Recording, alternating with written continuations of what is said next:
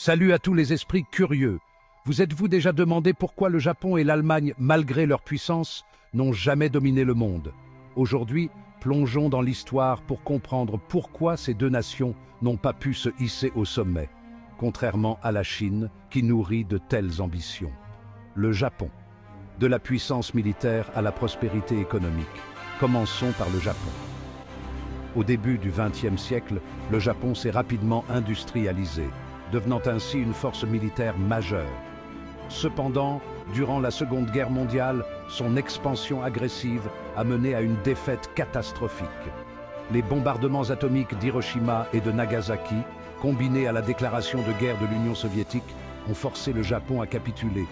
Après-guerre, le pays a adopté une constitution pacifiste, se concentrant sur la croissance économique plutôt que l'expansion militaire.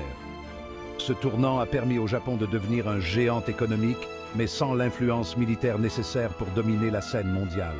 L'Allemagne, une puissance fragmentée, passons maintenant à l'Allemagne. Son histoire est assez similaire. Au début du XXe siècle, l'Allemagne était une puissance industrielle et scientifique. Mais, comme le Japon, ses ambitions ont eu des conséquences dévastatrices lors de la Seconde Guerre mondiale. Le pays a été divisé en Allemagne de l'Est et Allemagne de l'Ouest, respectivement sous contrôle des Alliés et de l'Union soviétique.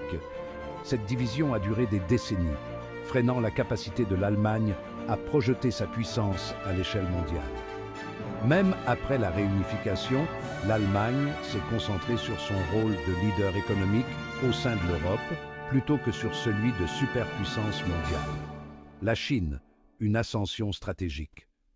Alors, pourquoi la Chine est-elle différente?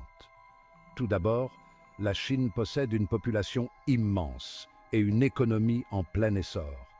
Contrairement au Japon et à l'Allemagne d'après-guerre, la Chine a maintenu un gouvernement central fort avec des ambitions claires d'influence mondiale. L'initiative chinoise, la ceinture et la route, la modernisation de son armée et ses avancées technologiques indiquent une stratégie à long terme pour devenir un leader mondial. Cependant, ce n'est pas qu'une question d'ambition. L'ascension de la Chine est également facilitée par l'environnement mondial actuel. Le monde est plus interconnecté que jamais, et la puissance économique joue un rôle crucial dans l'influence mondiale. La capacité de la Chine à s'intégrer à l'économie mondiale tout en maintenant son système politique lui confère un avantage unique. Conclusion.